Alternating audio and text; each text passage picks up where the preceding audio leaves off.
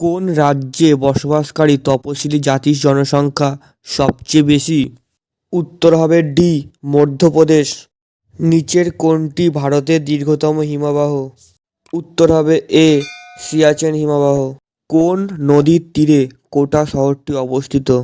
উত্তর হবে সি, চম্বল নদীর তীরে। ইম্ফল কোন রাজ্যের রাজধানী? উত্তর হবে এ, মণিপুর। কোন রাজ্যকে ভেঙে ছত্তিশগড় রাজ্য গঠিত হয়েছে? উত্তর হবে বি, মধ্যপ্রদেশ। ভারতের সবচেয়ে পুরাতন তৈলক্ষেত্র কোনটি?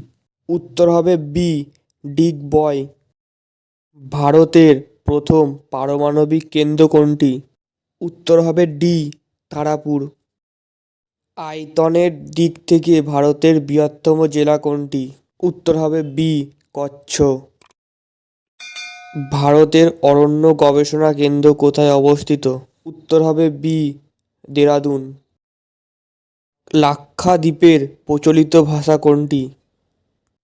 উত্তর হবে বি, মালয়ালম।